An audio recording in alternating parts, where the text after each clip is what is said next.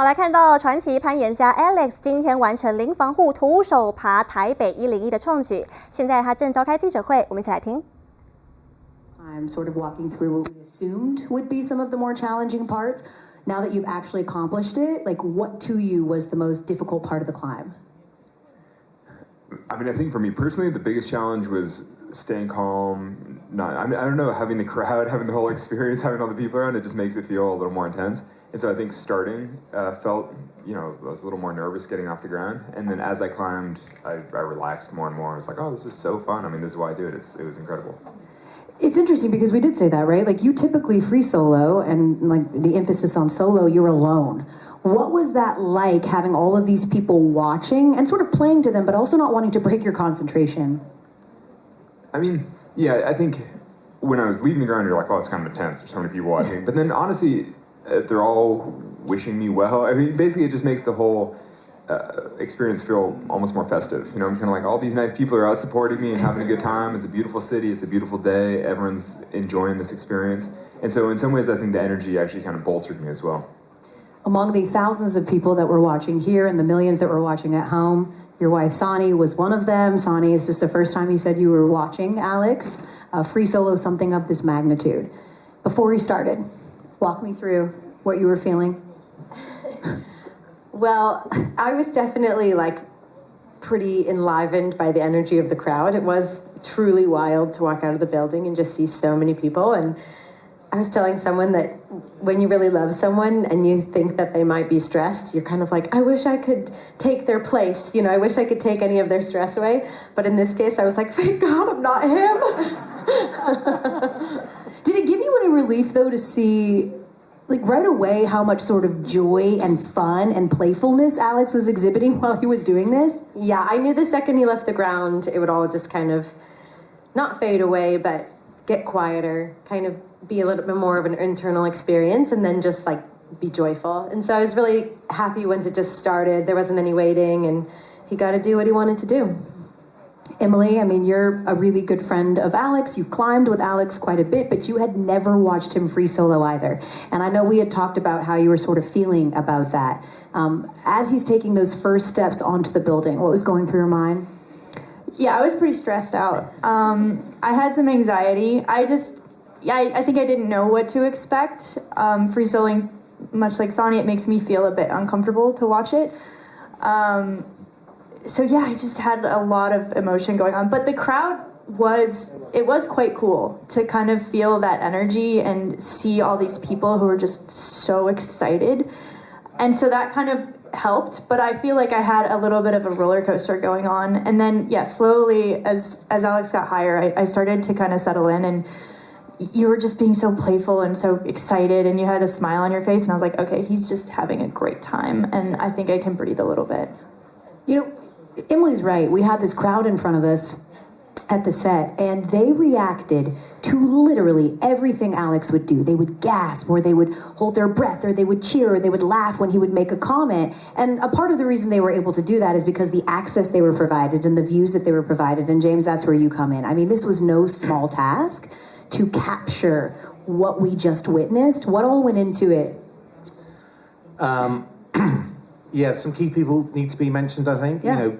What we've just seen, what enabled us to get those amazing shots is probably the best camera rig, I think, maybe in broadcasting history. I've never seen that many ropes, the skill that went in. So first I'm going to basically name check Waldo Etherington, who was our lead rigger. He and I were out here in March last year for our first scout, and then Waldo put together this genius team. So those great cable cam shots and things were from Waldo. And then you need extraordinary, and Waldo had this he handpicked this amazing rigging team. Again, I mean, Alex, you've worked with loads of riggers, but all of those guys, I mean, there's like 8 of them or something. They are world class.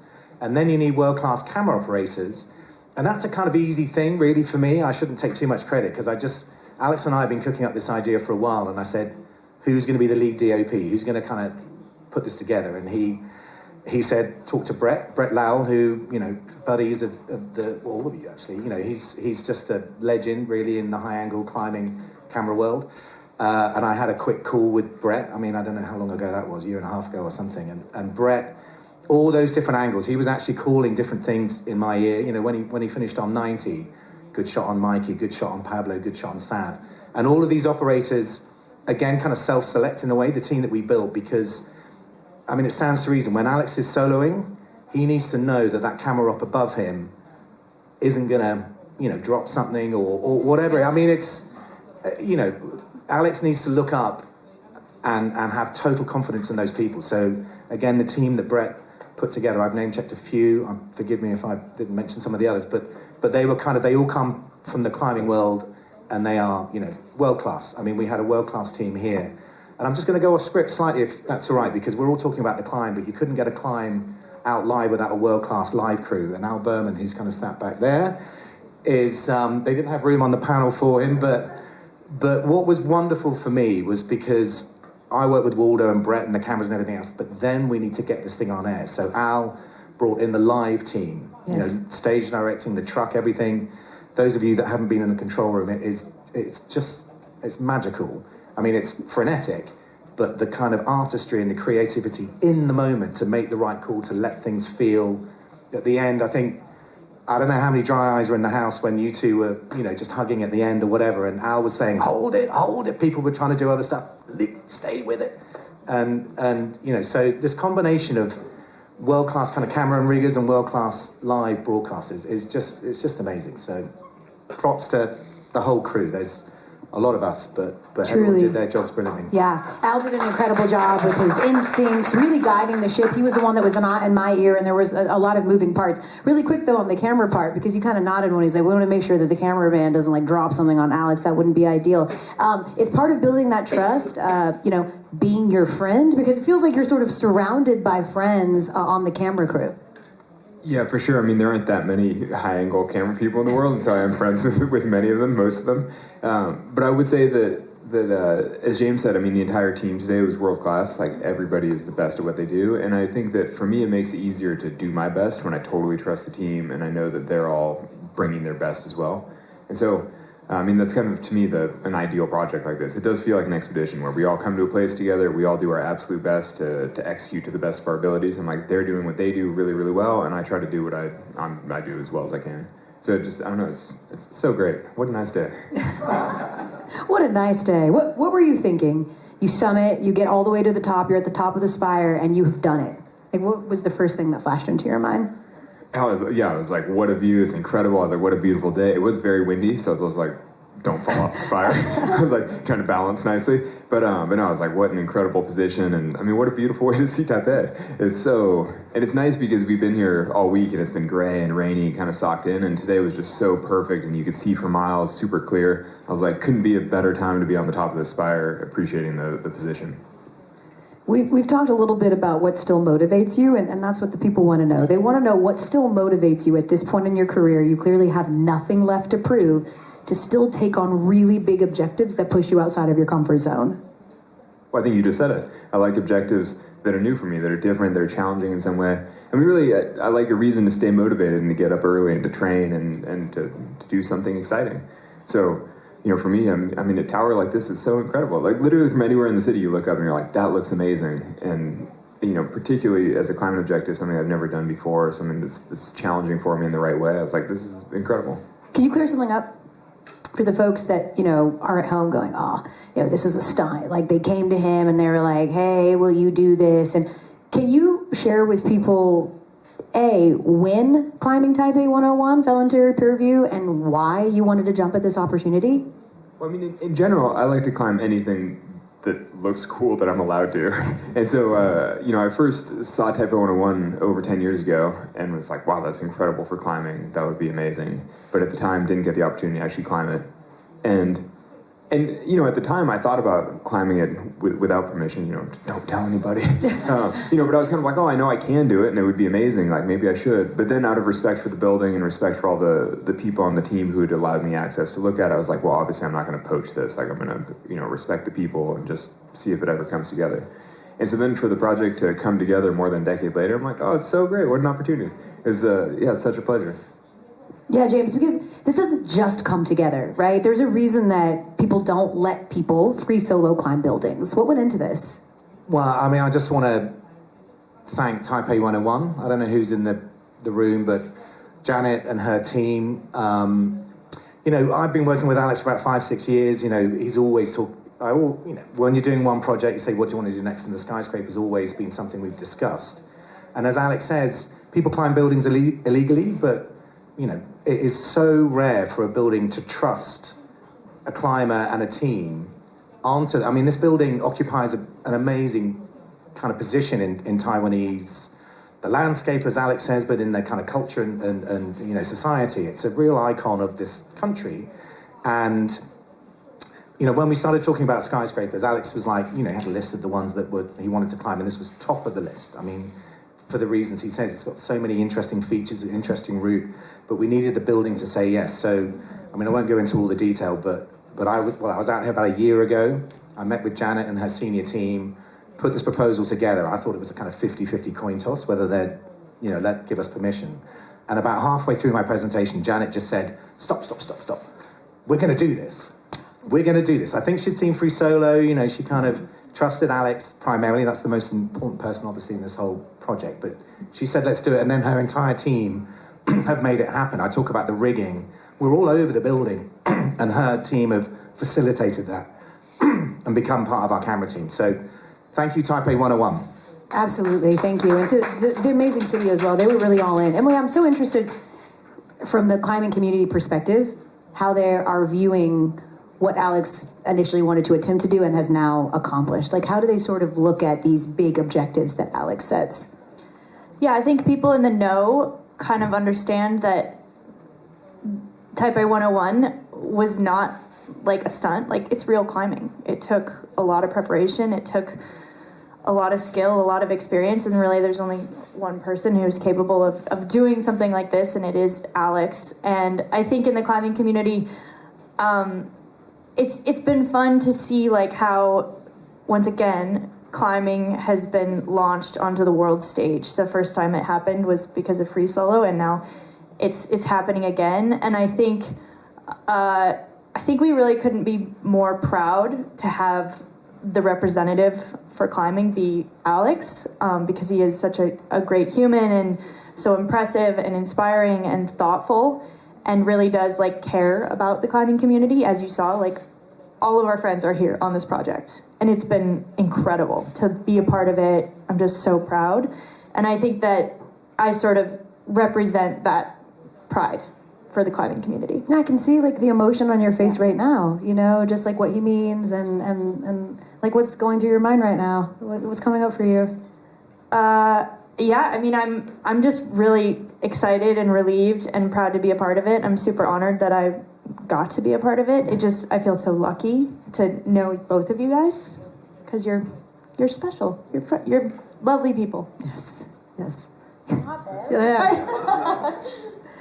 Sonny, you know, we've talked about this, right? There's all kinds of colorful adjectives that people that don't know Alex use to describe him. Crazy, adrenaline junkie. What do you think that people don't understand about why Alex free solos?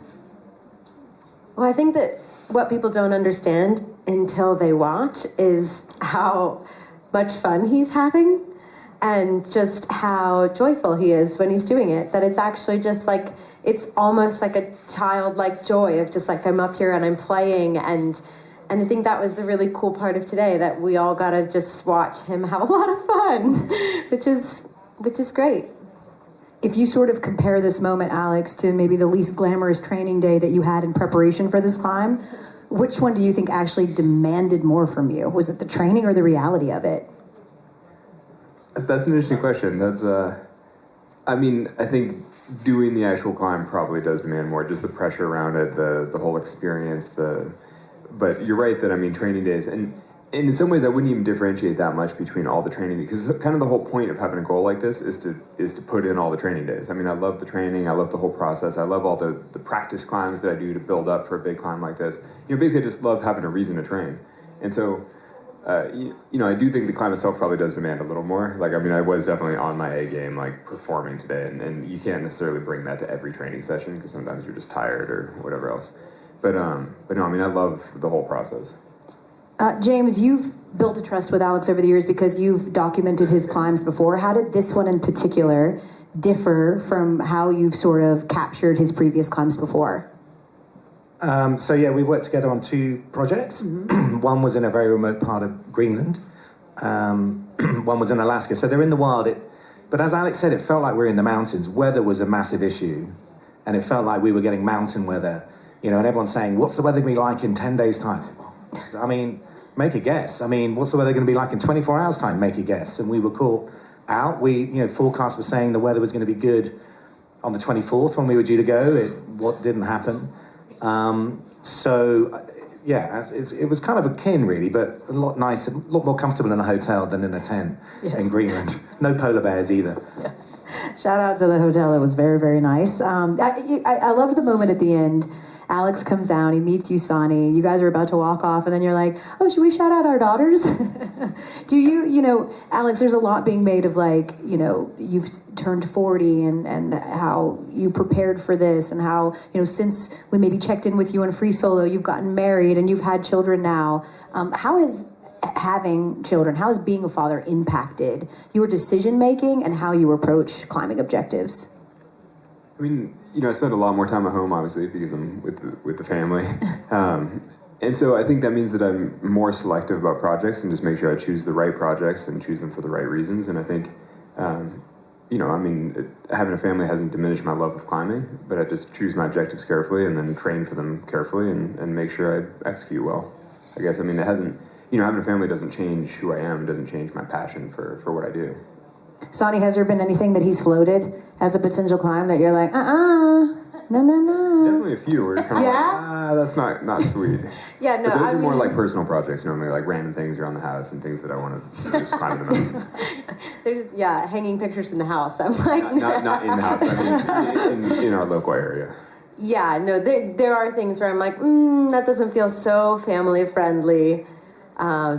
For sure. There's moments where, but that's how partnership works. Everybody kind of speaks their mind. You say your piece, and then you kind of see what decision is made. You try and make decisions as a team, but you also have to respect the art behind it and the passion behind it. And this project kind of came together in a really cool way. And once Alex made that decision, I kind of remember not being in resistance to it, but just kind of not having it in my mind. And then 2 months ago being like, oh, this is coming up, this is happening, and I'd seen Alex training, and I'd seen him preparing, but then he really kind of locked in, and so I felt that in my heart, of we're locking in, full support mode, whatever happens, I'm just here for you, I'm here to problem solve, support, be optimistic, be positive, make sure everything's in line, and that's and Alex does that for me, for my projects, and in my life, and in my work, so that's what makes us a good team, I think.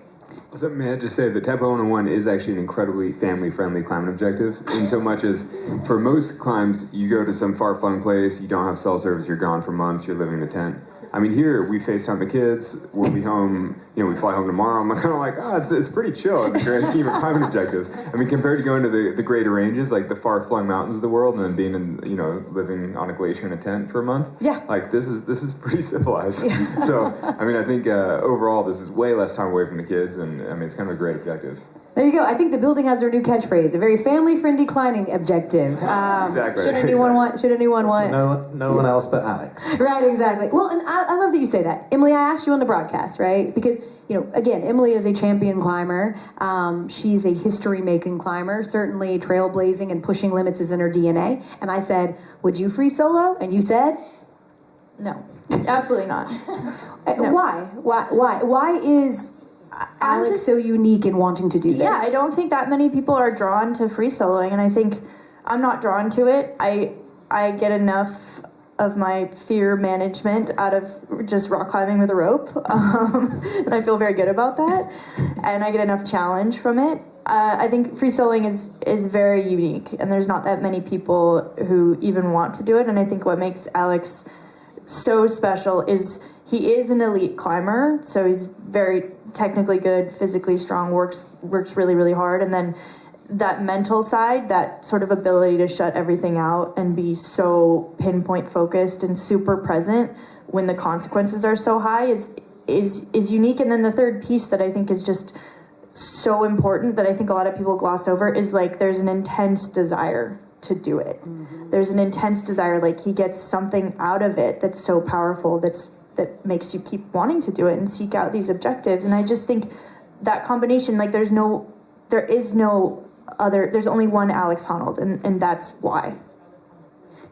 When I met with you at your house, Alex, in December, you mentioned to me that there used to be, maybe in the early 90s, like more people that would free solo, and those numbers have certainly declined. Do you have an idea or, I don't know, like a guess as to why we don't see people take that same risk that maybe we did in the early 90s in this space? Well, I think that's sort of a broader question around risk-taking and risk tolerance and things. And I mean, part of that, I think, is the climbing has become a lot more popular, but most people access it through gyms and cities. And so there's a little bit less of the adventurous spirit. And, you know, there are plenty of people out still adventuring and climbing, but I think that there are far more climbers now, and most of them are accessing it from a totally safe environment. So I don't know. I mean, but you could get into sort of cultural perception around risk-taking as much as you want, but I think that for whatever reason, people are maybe slightly more risk-averse right now than they were, say, 30 years ago when I started rock climbing. You very famously, after you free soloed El Cap, it was like, so what are you going to do? And you're like, I guess I'm just going to like hit the hangboard a little bit. So now that you've just climbed a building, what you going to do, Alex? I mean, honestly, I probably will actually do some kind of training either tonight or tomorrow morning because you know, we're going to fly home, and so that's like a bunch of time resting on the plane, and when I get home, I've got a climb that I'd really like to do, and so I've got to be fit. Everybody's going to ask, like, what's the next, right? You've done this, like, what's next? It's got to go bigger, it's got to go. When you are sort of looking at the landscape and seeing what intrigues you, what's interesting, is it one of those let it come to you things? Do you actively go seek? Like, how do you sort of let that process play out? No, I let it come to me. I mean, I always have projects around my house. I always have some kind of climb that I'm working on just because I love having a reason to get up and train. I mean, I love working on something. It's like the pleasure of striving, basically. But I think the big objectives, things like Type 101, to some extent, you just have to be striving all the time, training, and then let these things kind of happen as they happen. Because, I mean, particularly with Type 101, I mean, you can't grasp at it too hard. Like, if it comes together, you know, if a project like this coalesces and the people at the building give permission and everybody, you know, if it happens, it's incredible, and it's, you know, a small miracle. But you can't try too hard because you just never know when things like this will come together. I'll end with this question so that we can let you go work out or eat or whatever it is that you want to do. Let's be real, most people are never going to want to or attempt to free solo a skyscraper, but what do you hope the message or the takeaway from today's experience was for all of the people that watched you do that across the world? I mean, honestly, I don't really know. I mean, one of the things that I learned, I think, from the film Free Solo over the years was that people kind of take the message that they need from it. I think that people often find the inspiration that they need to pursue their own challenges, their own goals, or, you know, it's often the kick they need to do whatever it is that they want to do in their life. I mean, I don't think anybody watches something like this and they're like, I'm going to go free soloing. But often they'll watch something like this and it's a reminder that their time is finite and they should use it in the best way, the most meaningful way that they can. And so I think, you know, if anything, I hope that that's what people take from it. They're kind of like, oh, if you work really hard at it, you know, you can do hard things if you try, and like, maybe I should try. The mastery of it. I can tell you that everybody that was a part of this project really wanted to do right by Alex because we were watching someone work so hard and prepare and be a master at his art, and it really inspired all of us to try to meet that by doing the best that we could as well. We hope that we served you well and chronicled your story. It was an absolute privilege to be here and watch you do that, to spend time with you, Sonny, and Emily. James, thank you for making this happen. Janet, and to everyone here at Type A 101. Absolutely incredible, Al, and to Netflix and Plimsoll. We're just so grateful. And with that, we say thank you. Congratulations, Alex. You did it. And let us know, you know, what's next. Thank you all so much.